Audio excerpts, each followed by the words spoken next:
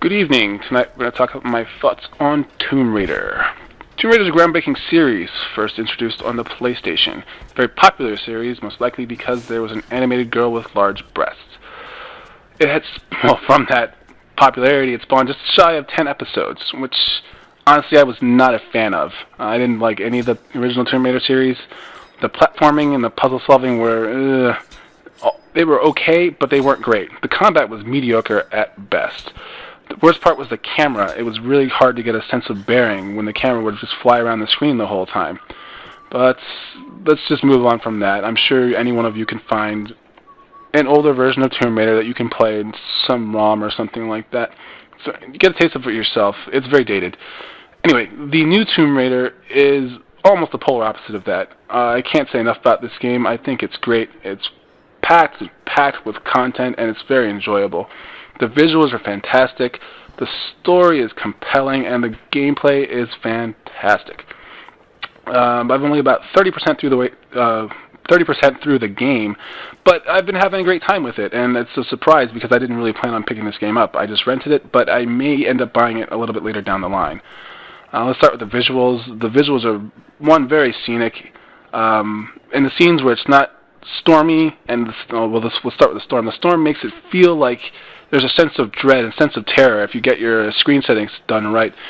It's very dark, it's hard to see anything, and it fills you with a sense of dread, which is good just from the cinematography. But just from the scenic standpoint, that's something you want in your game. Conversely, a little bit further in the game, after the storm is over, the initial part of the game has you shipwrecked on the island via storm, clearly. After the sun comes out, it's like you're on vacation. There's like clouds and sunsets, and you can watch the tides. You almost want to sit up and like pop a beer open and just kind of watch the scenery in the background. But I mean, I guess you could do that with a screensaver as opposed to paying for a AAA title. But even there's wind graphics. When you're walking through like wind tunnels and stuff like that, you'll see like the dust get kicked up and things like that. Just lots of nice little touches. Brushes move around a lot. The mountains look textured. The walls and statues and things like that are built in. Everything just looks right in terms of visuals in the new Tomb Raider series. There's a great combination of ancient structures and World War II wreckages, planes, our old army equipment, bunkers. All that stuff is strewn about, but it's rendered really, really well. You can tell they took a lot of time doing the graphics in this game, just to make the visuals right. I don't think that I can think of a better word for it other than the visuals are right in this game. I don't think I know of anyone who hasn't seen at least a commercial for it, and what you're seeing in those commercials you'll see throughout the entire game, not just in cutscenes, but from start to finish. That's what the game is going to look like. Skeleton yards, all kinds of stuff. Although speaking of skeletons, sometimes it does get a little gory. There's more than one scene where you're surrounded by dismembered and bloody bodies and skeletons and things like that. It's kind of has a remembrance of, or similarities to Dead Space in that regard, where there's just piles of bodies in certain places. Real gory, and they didn't really hold anything back. There's parts where you're going through sewage, and they do a good job of putting flies in. There's lots of like little touches on top of the great overall scenery. They've done a good job of making your up close visuals look just as good as it would afar. I mean, if you're blood and gore and stuff like that, if you're into that sort of thing, like I said, this game has got something for everybody. It's definitely there for you. The story, what can I say about the story? The story, after the visuals, the story was the thing that gripped me about this game. You feel compelled to want to work with this Lara Croft. The original Lara Croft, I'm out looking for treasure, which is, I understand that this is a prequel, kind of, and she's going to be leading up to that, and I would assume is going to be the eventual sequel, because I bet this game is going to sell quite a bit of copies. But she's a compassionate person. You want to see her do well. While you're controlling Laura and you're putting her through all these scenes, there's never really a time where she's not in distress or she's not feeling for someone else. She's looking out for someone else's safety. She's not just looking to gain personal fortune or fame for herself. She's looking to help the people that, I'm not going to spoil anything for the story, but a lot of what's happening, she feels is her responsibility. So she's trying desperately to not only save herself, but save other people. And it's like a man versus wild, but also like a superhero overtone. You want to see her triumph over this hardship like you would in a movie. You feel compelled to push yourself along the game because not only do you want to finish it, you want to see Laura triumph. I hope that makes sense. I think I explained it well enough. But in addition to the overall main story arc, there's a lot of good backstory in this game. Throughout the way, you'll find video cameras that show what life was like before the island, where you show a little bit of what was happening before they all got there, when they were on the ship, and there's some laughing and there's some good times happening. It's a really good just other backstory, like a pre-story that's in the story, and you see Laura looking at it, and again she feels bad because, oh, remember the good times, and we were laughing and eating and having fun and stuff like that, and now we're stuck on this god-awful island. I thought that was a good touch. In addition to that, there's even more story. There's journals and notebooks strewn about the island. You'll have to search for them. They won't be in obvious locations. If you can find the treasure maps in certain locations, it will show you where the journals and stories are. But the journals aren't just from the crew. It's from the other people on the island. You'll discover very quickly when you pick this game up, or if you so decide to do so, that you are not the only person on this island, one, but there were also hundreds of years of other inhabitants on the island. You'll be reading ancient tomes from Japanese religious, I don't want to say cults, but religious pilgrims, or something like that, who are coming to this island because it's sacred, and you'll get to see what their thoughts are in living here, and what their interactions were like. And if you're really inquisitive and interested in that sort of ancient Japanese lore, then it's a really, really good read. Like, you don't want to skip through that sort of thing, and I, for one, am very, very interested in finding most of the journals. I'm not sure if there's ones from World War II, but it wouldn't surprise me. Oh, actually, you know what? There are. I remember finding one journal from a Japanese soldier who was writing about how people were dying on the island, and he thought it was Chinese insurrection or U.S. soldiers. So, yeah, I imagine as time goes on, I'll find, or you or anyone will find, more notebooks written by World War II inhabitants, which it goes towards its credit to team in terms of how well they did this. They thought about everything, and it's not just collectibles, it's a whole other side story that's strewn about the island and added in as bonus material. But it's really, really interesting. Overall, the story has a really good flow, and there's a lot more to the storyline than just going through the game itself. Although, if that's what you choose to do, you won't be disappointed with just the initial story arc, but there's a lot more to it than just that. Gameplay-wise, well, let's be honest, this is the selling point for me. Gameplay in this game is fantastic. Laura moves so fluidly, with minimal problems. She interacts with the environment, and it's so enjoyable doing so. You can climb, you can zip line, you can rope climb.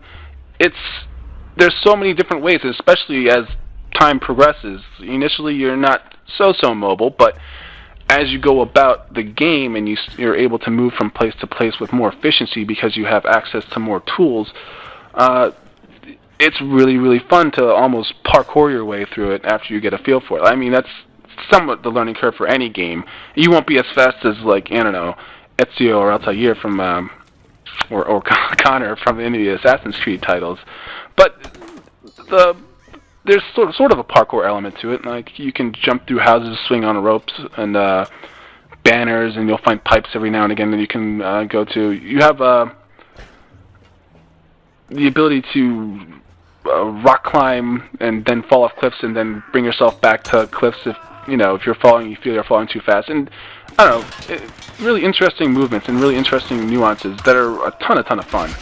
I wish you could, like, swim or something like that, like, or if you were in, like, I don't know if anyone's seen Apocalypto or something like that, where you jump off the falls and you go into the water. There's nothing like that that I've seen. I mean, I could be wrong, but that's one of my wishes, where you could just, like, jump off and swim. But I don't think there's a swimming mechanic in this game. I would think they'd have introduced to you, because they do a pretty good job about introducing to the new materials as things go on, and I haven't seen anything like that as of yet, anyway. Possible, I'm sure someone will correct me if I'm wrong, and that's fine. But so far, haven't seen it. The railed sections blend in with the cutscenes very well. Like, there's some scenes where you go down, like you're sliding down hills, and you have to kind of direct your slides. Parachuting in one area where you have to go through trees. But these things go into the cutscenes almost seamlessly. You'll see 1 second you'll be, oh god, I'm falling, and then next thing you know, it'll seamlessly just cut into you going to this railed scene. And the railed scenes are fun. There are some points where you could be impaled or something like that. But really, after you do 1 or 2, it's not too hard to navigate it fairly easily. You just got to keep your eyes forward and then just kind of direct your body as necessary.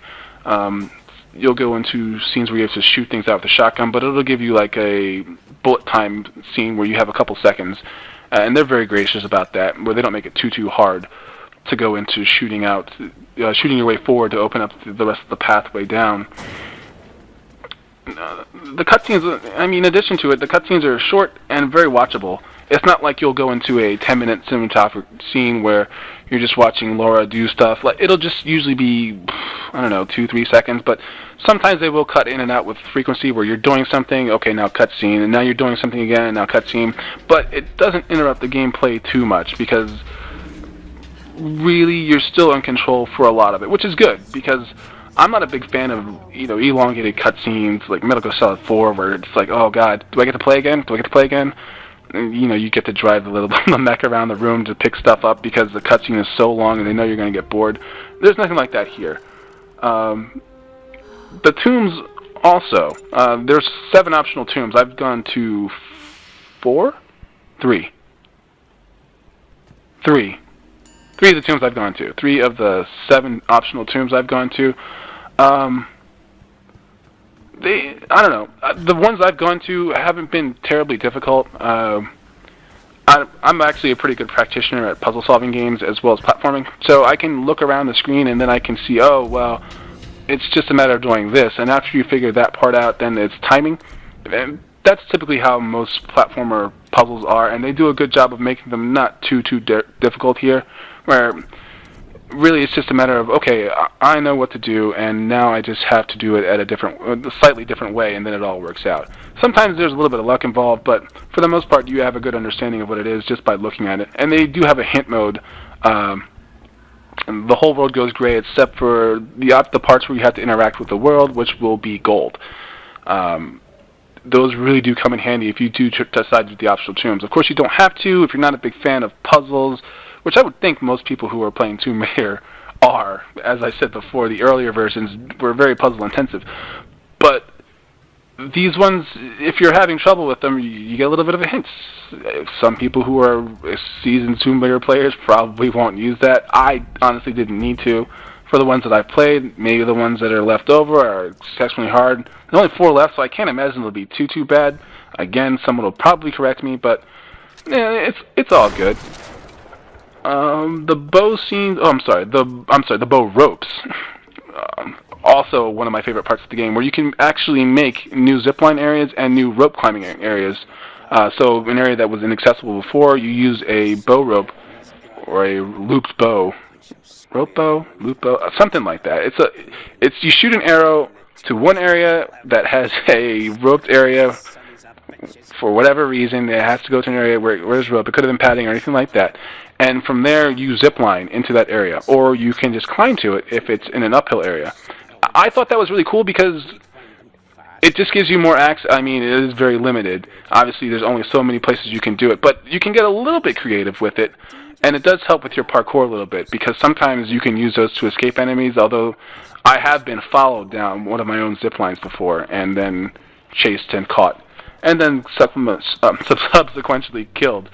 Laura is not the most durable person. There is an upgrade in the skill set to upgrade your character to make her a little bit stronger, but even then, you can't take too much punishment.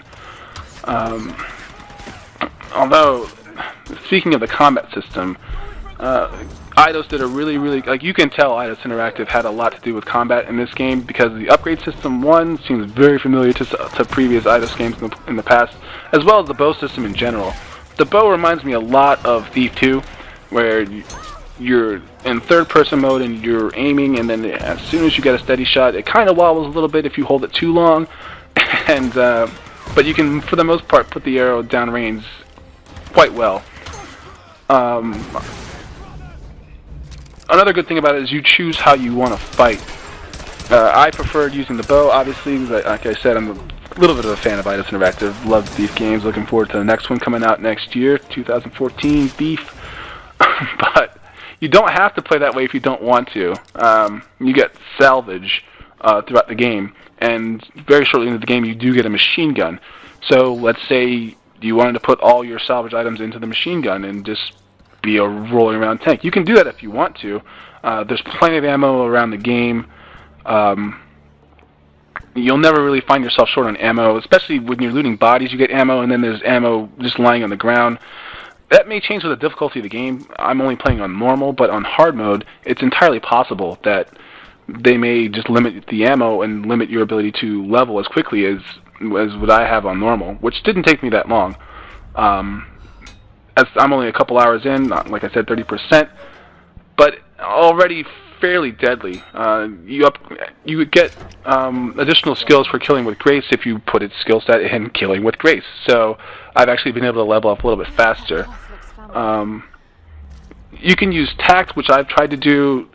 Instead of using the machine gun as much, I use the bow to blow up barrels or pull down parts of buildings that are marked with a rope, and you use a rope arrow to pull it out, and you'll drop barrels on people's heads, things like that. It's got something for everyone, like I said. I like skill, other people not so much. You just want to go through and shoot stuff. That's fine. There's also an adjustable combat ability. Combat setting within the game. You don't have to, well, I don't want people to quote me on this because I could be wrong, but inside the game, you can adjust the combat difficulty aside from the game difficulty. So I'm playing on normal. I could set the difficulty, the combat difficulty specifically, up to hard. I'm not sure if that's, will actually change anything or not. I would think that's why they put that in there that way, but I'm not sure. I think that's kind of a neat thing because if, someone who's maybe not super seasoned at playing a game like this is stuck in one area for an hour because they're getting bum rushed by people, and maybe they somehow ran out of ammo, which, God, that would be a freaking miracle that if you ran out of ammo for whatever reason. And they can't get past this part. They've been playing it for an hour, and they can just turn the combat down to easy and then get through that one part, maybe get some ammo, and then turn the difficulty back up. Sounds kind of cheap, but you can't judge people on how they play games. Not everyone's going to be super gamer or even what you would think of as average. You personally, putting your skills against someone else, there's no such thing as an equally good set of gaming skills. Everyone plays games on their own level. So I think it's really good that maybe someone thought that, hey, maybe not everyone's as good at playing games all the way through on one settings. Let's make a slide bar for it. It's very considerate, in my opinion, clearly. I shouldn't have to say that because obviously this whole thing is my opinion.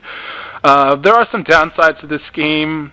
I've only scoured the place for, I don't know, I've gone back, and I'm 30% done, and I've only played for a couple hours, and I've gone back and picked some things up, additional salvage, just so I can level things up and kind of get through, and get a feel for what the level upgrades are like, kind of so I can get this review out.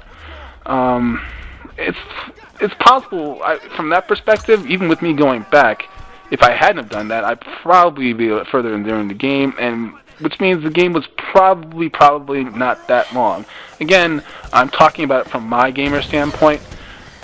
It may take someone else a little bit longer. Maybe you're having more trouble with some certain areas of the game. I wouldn't think so, though. It doesn't seem to be that hard. I don't think that should be a deterrent for you at least renting this game, because like I said, there's so much about it that's good. Maybe not worth a full purchase for some people. If you're a super gamer, you run the Evo circuit, things like that, and you're really, really good at video games, maybe you don't want to plop down to $60 for it. But still, it's at least worth a rental for the experience.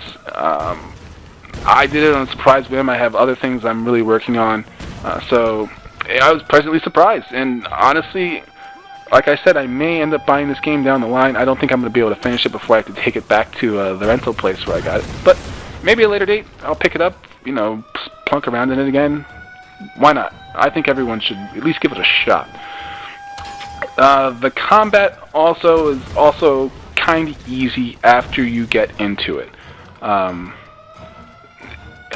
There's a crippling move. I don't want to say it's a couple hours in. Like, I just got it recently, but there's a move where you can cripple guys and then just kill them almost instantly. That almost negates close quarters combat for the enemy.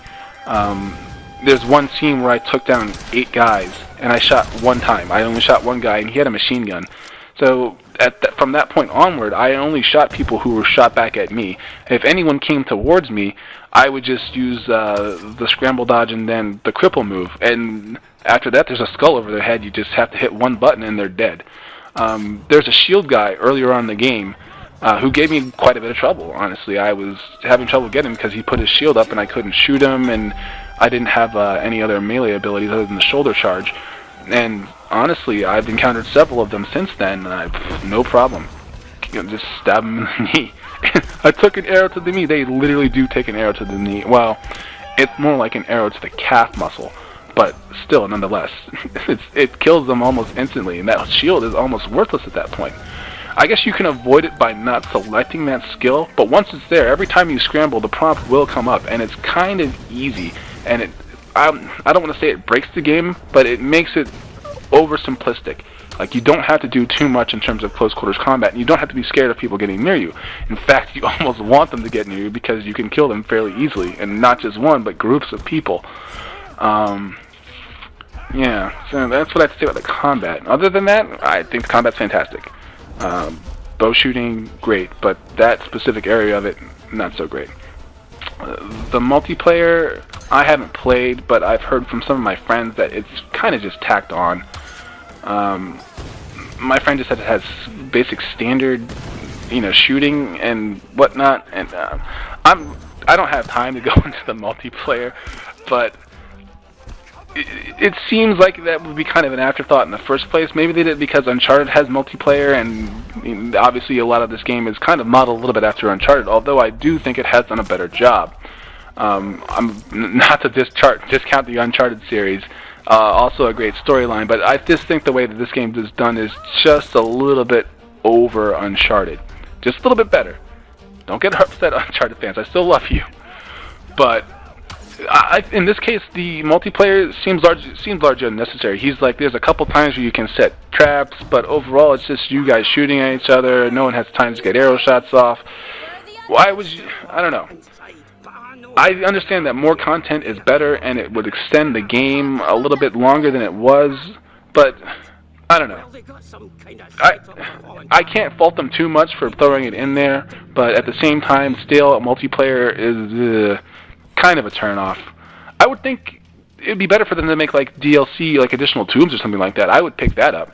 Like if they had, since there's only 7 tombs in this game, you'd think they'd make a DLC pack or maybe 1 or 2 expansions where they have other tombs or that the creator designs. I would totally go for that instead of a tacked-on multiplayer, and I would pay for that too. Something that maybe Square Enix should consider at some point. Regardless, I would say there's a spectacular amount of positives in this game that far outweigh the negatives. And that doesn't really happen too often for me in video games. I usually tend to find a lot of negatives, and well, no, I don't. I love video games, and it's hard for me to find fault with a lot of games that I like, or a lot of games that I look at and I like. But in this case, I liked so much of it, the negatives were something I really had to reach for, and that is good. It's just a solid overall game. I don't do like ratings or anything like that, but I can say that this game is enjoyable. It's at least worth a rent. If you're like into cool action adventure with like a little bit of parkour, a great story, lots of collectibles, overall fun time, this is a game that you should consider. If not a full purchase, at least a rental. Perfect for collections if you're into that sort of thing. If you're trying to complete a Tomb Raider series, obviously you're going to get it anyway. But for those of you who have never played a Tomb Raider series, this is probably the best game to start at. But if you start this game, trust me, do not go backwards. It won't be worth it for you. This has been a Citizen's Thoughts on Tomb Raider. Have a good evening, everyone.